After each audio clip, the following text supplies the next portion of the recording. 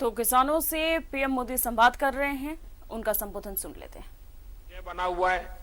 अभी हमारे छत्तीसगढ़ के मुख्यमंत्री जी भी कितने प्रकार की प्राकृतिक आपदाएं आती हैं, क्लाइमेट चेंज के कारण क्या क्या मुसीबत आती है, बड़ा बड़े अच्छे ढंग से उन्होंने वर्णन किया।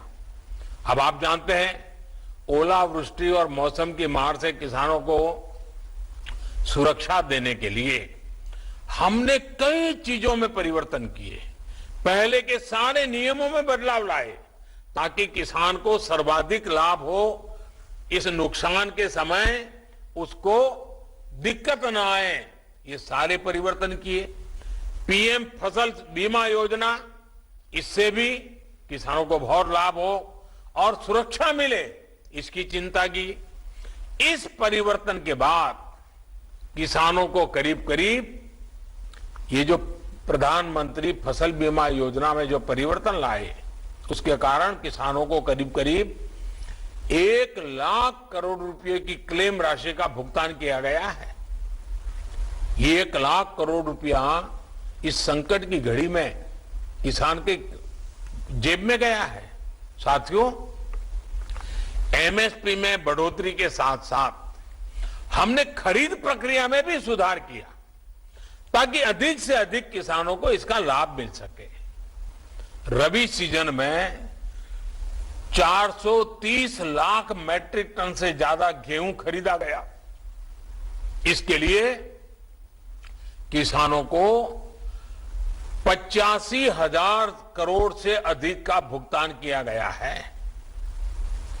कोविड के दौरान गेहूं खरीद केंद्रों की संख्या 3 गुना तक बढ़ाई है। साथ ही दलहन, तिलहन, इन खरीद केंद्रों की संख्या भी 3 गुना बढ़ाई गई है। किसानों की छोटी छोटी जरूरतों को पूरा करने के लिए किसान सम्मान निधि के तहत 11 करोड़ से अधिक हमारे हर किसान को, और उसमें ज्यादातर छोटे किसान हैं, 10 में से 8 किसान हमारे देश में छोटे किसान हैं, बहुत छोटे छोटे जमीन के टुकड़े पर पल रहे हैं। ऐसे किसानों को करीब करीब 1.5 लाख करोड़ से भी ज्यादा रुपए सीधे उनके बैंक अकाउंट के पास भेजे गए हैं। इसमें से 1 लाख करोड़ रुपए से अधिक राशि तो इसी कोरोना काल में भेजी गई है। किसानों को टेक्नोलॉजी से जोड़ने के लिए हमने उन्हें बैंकों से मदद की और उस मदद की पूरी प्रक्रिया को बहुत आसान बनाया गया है। आज किसानों को और बेहतर तरीके से मौसम की जानकारी मिल रही है। हाल ही में अभियान चलाकर 2 करोड़ से ज्यादा किसानों को किसान क्रेडिट कार्ड दिए गए हैं। मछली पालन करने वाले और डेयरी सेक्टर से जुड़े किसानों को भी किसान क्रेडिट कार्ड से जोड़ा गया है, केसीसी से जोड़ा गया है। 10,000 से ज्यादा किसान उत्पादक संगठन हो, ई नाम योजना के तहत ज्यादा से ज्यादा कृषि मंडियों को जोड़ना हो, मौजूदा कृषि मंडियों का आधुनिकीकरण हो, ये सारे कार्य तेज गति से किए जा रहे हैं। देश के किसानों और देश की कृषि से जुड़े जो काम बीते 6-7 वर्षों में हुए हैं, उन्होंने आने वाले 25 वर्षों के बड़े राष्ट्रीय संकल्पों की सिद्धि के लिए, क्योंकि 25 साल के बाद हमारा देश आजादी की शताब्दी मनाएगा।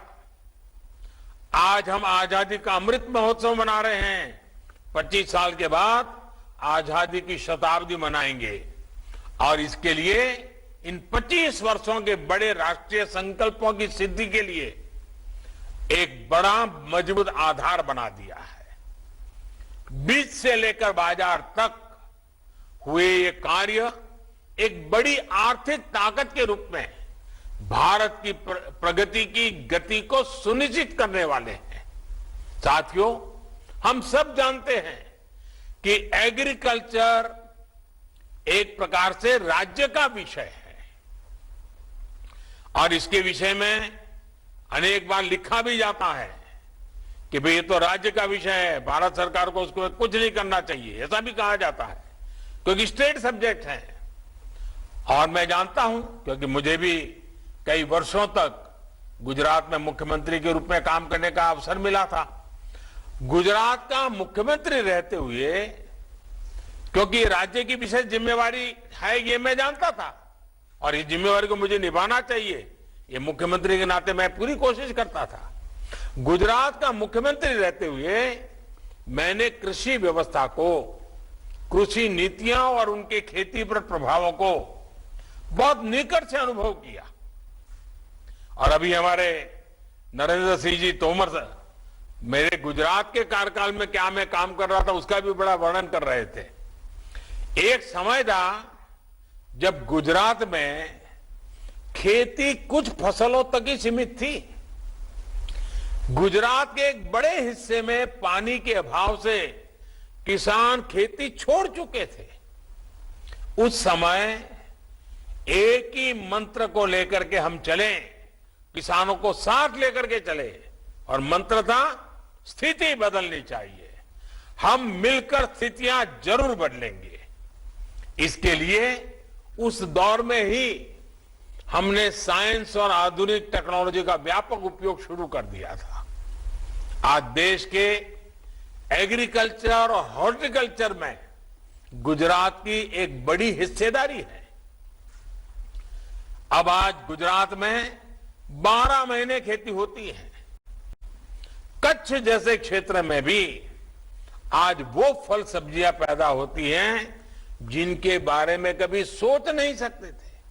आज कच्छ का रेगिस्तान में से वहां की कृषि पैदावार विदेशों में एक्सपोर्ट होना शुरू हुआ है।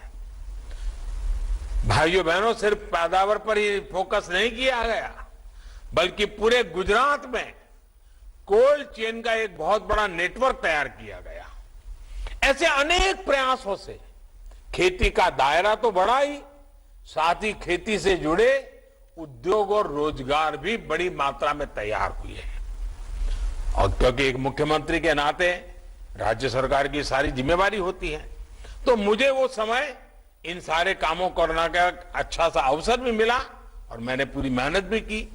भाई और बहनों, खेती में हुए ऐसे ही आधुनिक परिवर्तनों को आजादी के इस अमृत काल में और विस्तार देने की जरूरत है। जलवायु परिवर्तन खेती ही नहीं बल्कि हमारे पूरे इकोसिस्टम के लिए बहुत बड़ी चुनौती है। मौसम में बदलाव से हमारा मत्स्य उत्पादन, पशुओं का स्वास्थ्य और उत्पादकता बहुत अधिक प्रभावित होती है। इसका नुकसान किसानों को, मछुआरे साथियों को उठाना पड़ता है। जलवायु परिवर्तन के कारण जो नए प्रकार के कीट, नई बीमारियां, महामारियां आ रही हैं, इससे इंसान और पशुधन के स्वास्थ्य पर भी बहुत बड़ा संकट आ रहा है और फसलें भी प्रभावित हो रही हैं। इन पहलुओं पर गहन रिसर्च निरंतर जरूरी है। जब साइंस, सरकार और सोसाइटी मिलकर काम करेंगे तो उसके नतीजे और बेहतर आएंगे। किसानों और वैज्ञानिकों का ऐसा गठजोड़ नई चुनौतियों से निपटने में देश की ताकत बढ़ाएगा। जिला स्तर पर साइंस आधारित ऐसे कृषि मॉडल खेती को अधिक प्रोफेशनल, अधिक लाभकारी बनाएंगे। आज जलवायु परिवर्तन से बचाव करने वाली तकनीक और प्रक्रियाओं को प्रोत्साहित करने के लिए जो अभियान आज लॉन्च किया गया है, उसके मूल में भी यही भावना है। भाइयों और बहनों, ये वो समय है जब हमें बैक टू बेसिक और मार्च फॉर फ्यूचर दोनों में संतुलन साधना है। जब मैं बैक टू बेसिक कहता हूं तब मेरा आशय हमारी पारंपरिक कृषि की उस ताकत से है जिसमें आज की अधिकतर चुनौतियों से जुड़ा सुरक्षा कवच था। पारंपरिक रूप से हम खेती, पशुपालन और मत्स्य पालन एक साथ करते आए हैं। इसके अलावा एक साथ एक ही खेत में एक ही समय पर कई फसलों को भी उगाया जाता था। यानी पहले हमारे देश की एग्रीकल्चर मल्टीकल्चर थी, लेकिन ये धीरे धीरे मोनोकल्चर में बदलती चली गई। भिन्न भिन्न परिस्थितियों की वजह से किसान एक ही फसल उगाने लग गया। इस स्थिति को भी हमें मिलकर बदलना ही होगा। आज जब क्लाइमेट चेंज की चुनौती बढ़ रही है तो हमें अपने कार्यों की गति को भी बढ़ाना होगा। बीते वर्षों में इसी भावना को हमने किसानों की आय में बढ़ोतरी करने के लिए भी प्रोत्साहित किया है। किसान को सिर्फ फसल आधारित इनकम सिस्टम से बाहर निकालकर उन्हें वैल्यू एडिशन और खेती के अन्य विकल्पों के लिए भी प्रेरित किया जा रहा है। और छोटे किसानों को इसकी बहुत जरूरत है और इसलिए हमने पूरा ध्यान 100 में से 80 जो छोटे किसान हैं उन पर लगाना ही है।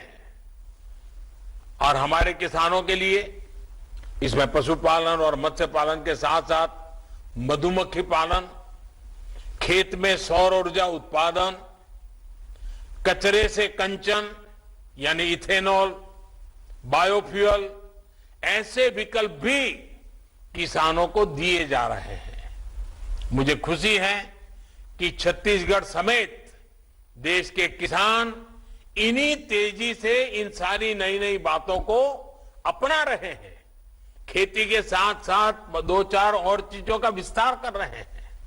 साथियों, मौसम की स्थानीय परिस्थितियों के अनुसार फसलों का उत्पादन हमारी पारंपरिक कृषि की एक और ताकत है। जहां सूखा रहता है वहां उस प्रकार की फसलों का उत्पादन होता है। जहां बाढ़ रहती है, पानी ज्यादा रहता है, जहां बर्फ रहती है, वहां उस प्रकार की फसलें उगाई जाती है। मौसम के हिसाब से उगाई जाने वाली इन फसलों में न्यूट्रिशन वैल्यू भी ज्यादा रहती है। विशेष रूप से जो हमारे मोटे अनाज मिलेट्स हैं उनका बहुत महत्व है। एक्सपर्ट्स कहते हैं कि हमारे स्वास्थ्य को मजबूती देते हैं। इसलिए आज की लाइफस्टाइल में जिस प्रकार की बीमारियां बढ़ रही हैं उनको देखते हुए हमारे इन मिलेट्स की डिमांड बहुत अधिक बढ़ रही है। मेरे किसान भाइयों बहनों, आपको जानकर के खुशी हुई, भारत के प्रयासों से ही यूएनओ संयुक्त राष्ट्र संघ ने अगले वर्ष यानी 2023 को इंटरनेशनल ईयर ऑफ मिलेट्स घोषित किया है। ये मिलेट्स की खेती की हमारी परंपरा हमारे अनाज को अंतर्राष्ट्रीय स्तर पर शोकेस करने का और नए बाजार तलाशने का बहुत बड़ा अवसर है। लेकिन इसके लिए अभी से काम करना पड़ेगा। आज इस अवसर पर मैं देश के सभी सामाजिक स्वैच्छिक संगठनों से कहूंगा कि मिलेट से जुड़े फूड फेस्टिवल लगाएं। मिलेट में से नई नई फूड वैरायटीज कैसे बने इसकी स्पर्धाएं करें, क्योंकि 2023 में अगर दुनिया में हमें अपनी बात लेके जाना है तो हमें इस चीजों में नयापन लाना पड़ेगा और लोगों में भी जागरूकता बढ़ाएं। मिलेट से जुड़ी नई वेबसाइट भी बनाई जा सकती है। लोग आए, मिलेट से क्या क्या बन सकता है, क्या कैसे बन सकता है, क्या फायदा हो सकता है, एक जागरूकता का अभियान चल सकता है। मैं मानता हूं कि इसके फायदे क्या होते हैं, इससे जुड़ी रोचक जानकारी हम इस वेबसाइट पर रख सकते हैं ताकि लोग उसके साथ जुड़ सकते हैं।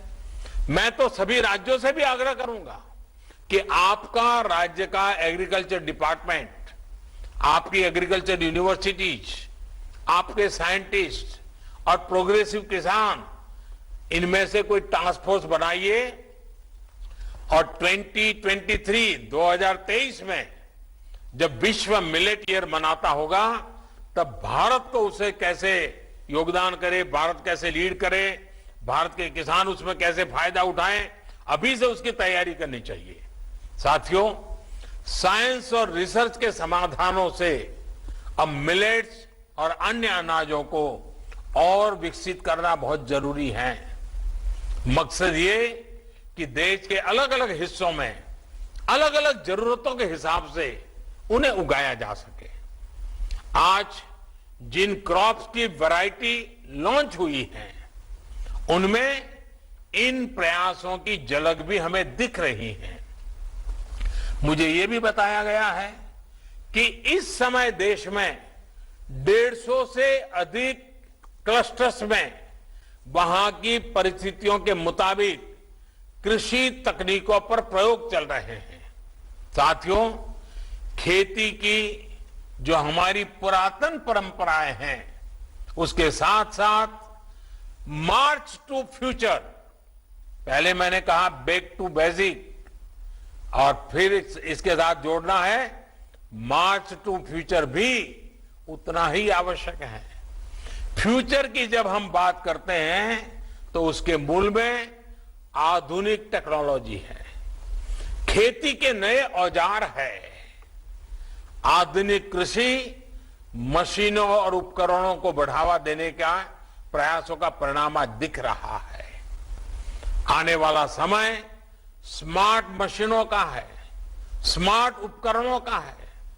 देश में पहली बार गांव की प्रॉपर्टी के दस्तावेज तैयार करने में ड्रोन की भूमिका हम देख रहे हैं। अब खेती में भी आधुनिक ड्रोन्स और सेंसर्स के उपयोग को बढ़ाना है। इससे खेती से जुड़ा हाई क्वालिटी डेटा हमें मिल सकता है। ये खेती की चुनौतियों से जुड़े रियल टाइम समाधान तैयार करने में भी मदद करेगा। हाल में लागू की गई नई ड्रोन नीति इसमें और सहायक सिद्ध होने वाली है। साथियों, बीज से बाजार लेकर के बाजार तक, ये बीज से बाजार तक का जो पूरा इकोसिस्टम है, देश उसे जो तैयार कर रहा है उसे हमें लगातार आधुनिक बनाते रहना है।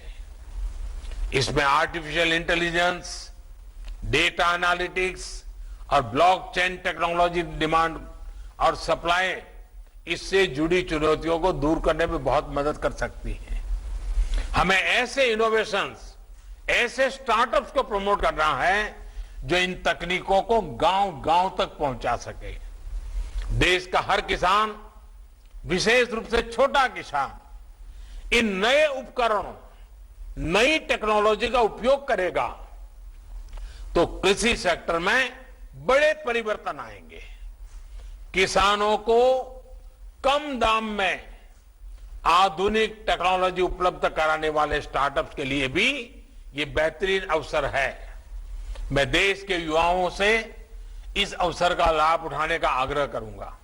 साथियों, आजादी के इस अमृत काल में हमें कृषि से जुड़े आधुनिक विज्ञान को गांव-गांव, घर-घर तक पहुंचाना है। नई राष्ट्रीय शिक्षा नीति में इसके लिए कुछ बड़े कदम उठाए गए हैं। हमें अब कोशिश करनी है कि मिडिल स्कूल लेवल तक कृषि से जुड़ी रिसर्च और टेक्नोलॉजी हमारे स्कूली पाठ्यक्रम का भी हिस्सा बने। स्कूलों के स्तर पर ही हमारे विद्यार्थियों के पास ये विकल्प हो कि वो कृषि को कैरियर के रूप में चुनने के लिए खुद को तैयार कर सके। साथियों, आज जो अभियान हमने शुरू किया है, इसको जन आंदोलन में बदलने के लिए हम सभी को अपनी भागीदारी सुनिश्चित करनी है। देश को कुपोषण से मुक्ति देने के लिए जो अभियान चल रहा है, राष्ट्रीय पोषण मिशन को भी ये अभियान सशक्त करेगा। अब तो सरकार ने ये भी फैसला लिया है कि सरकारी योजना के तहत गरीबों को स्कूलों में बच्चों को फोर्टिफाइड चावल ही दिया जाएगा। हाल में ही मैंने अपने ओलंपिक चैंपियन से कुपोषण को लेकर जागरूकता बढ़ाने के लिए हर एक खिलाड़ी से मैंने आग्रह किया था कि आप कम से कम आने वाले 1-2 साल में कम से कम 75 स्कूलों में जाने का आग्रह रखें। वहां विद्यार्थियों से पोषण के संबंध में बातें करें, खेलकूद के संबंध में बातें करें, फिजिकल एक्सरसाइज के संबंध में बातें करें। आज मैं सभी शिक्षाविदों, सभी कृषि वैज्ञानिकों, सभी संस्थानों को कहूंगा कि आप भी आजादी के अमृत महोत्सव के लिए अपने लक्ष्य तय करें।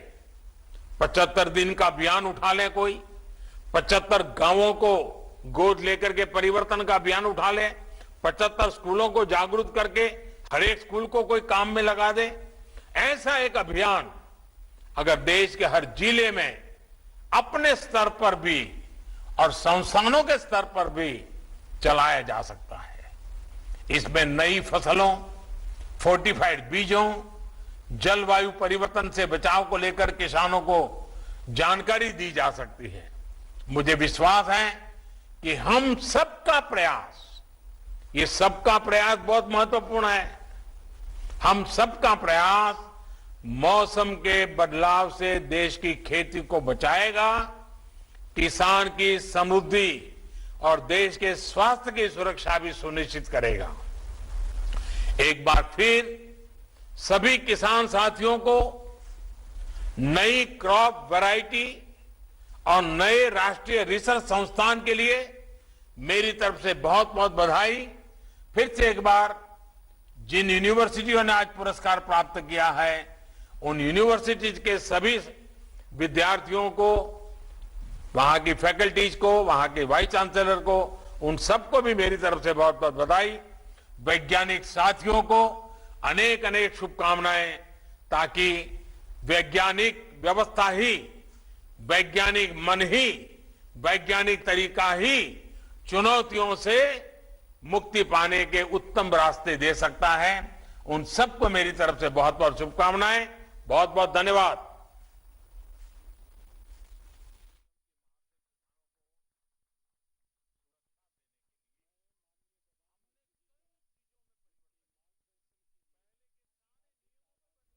उन्होंने कहा कि हर किसानों की हर छोटी ज़रूरत को लेकर हमारी प्राथमिकता है। नई किस्म की फसलों का उत्पादन करें और किसानों को ऊर्जादाता भी बनाया गया है। किसानों को वैज्ञानिक से मदद मिलेगी। 1.5 लाख करोड़ राशि भेजे गए थे किसानों के अकाउंट में। तो पीएम मोदी ने किसानों से संवाद किया।